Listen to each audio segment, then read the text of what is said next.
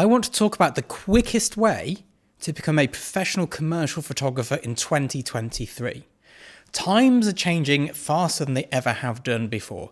It seems there's some sort of acceleration on our industry.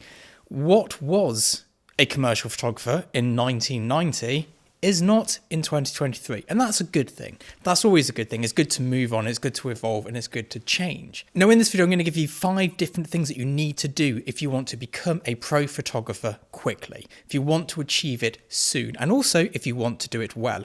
And these are things I didn't necessarily do myself. And the first one is something I've really struggled with, and that is to move. You have to move. If you do not live in London, New York, or Paris, it's a real disadvantage. It's so hard to become a commercial photographer outside of these places. All of the adverts in the world are shot in these places.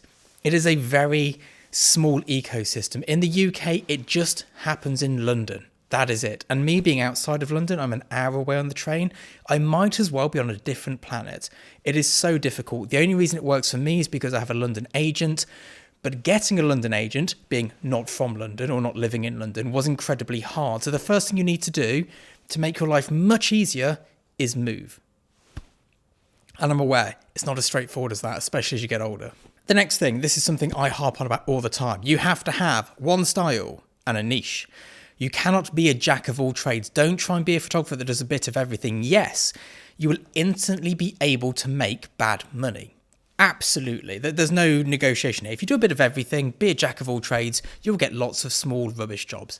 For sure. And yes, maybe that is the quickest way to make an income, but it's not sustainable. I wish somebody had told me that you have to pick your style. You have to be known for what you do. Think of any good photographer. They will have a style and a niche. If they don't, they are not a working commercial photographer. I can guarantee it. Nobody shoots fashion, events, wedding, product, food.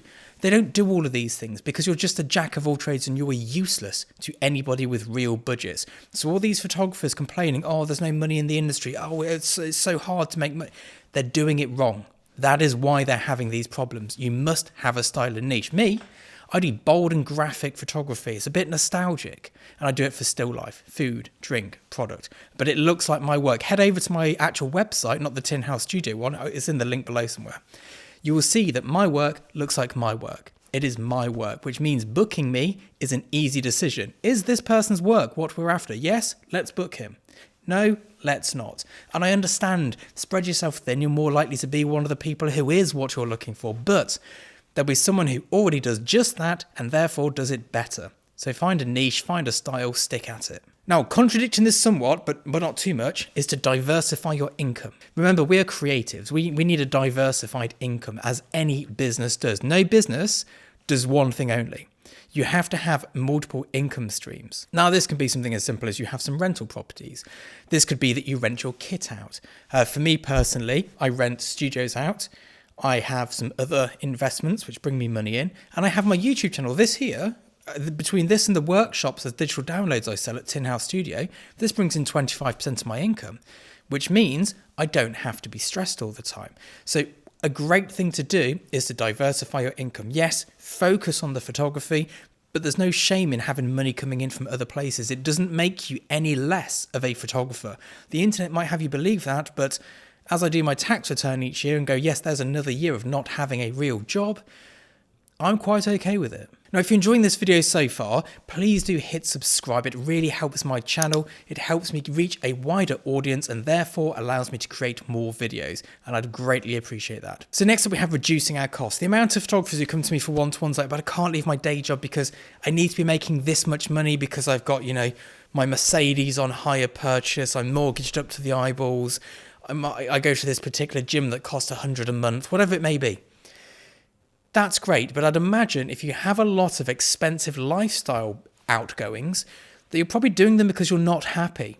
Moving to a career path that's fulfilling and brings you joy probably means you don't need to drive a Mercedes to feel validated. You can do what I do and drive a Kia. There's lots of things you can do to make your overheads lower. One of my main aims in life is to make my overheads as low as possible. So every time I do a job, because I need to make so little to keep myself afloat, It's like, oh, I'll do this job today and I get 14 months salary from it. And that is a great way to make it easier to become a pro. If you need to make less money, it's easier. It sounds obvious. If you're sitting there going, well, I need to make at least 120 grand to make my lifestyle sustainable, that is harder to do than say I need to make 40 grand a year profit.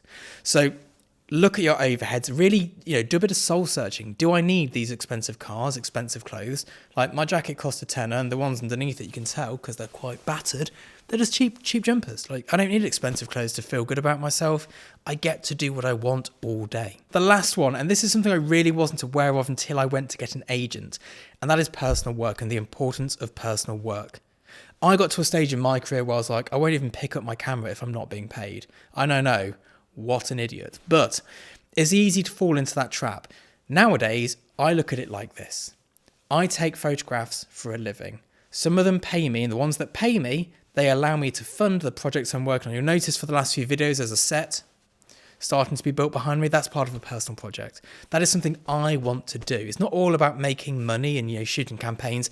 It's about me being able to fulfill myself creatively. And every time I do that, I get a big job. Every time I create a good personal project, I get a new client. So it is almost the best and only marketing you need to do. I hope you enjoyed this video and I wish you the best of luck in 23. I'll see you soon. Bye-bye.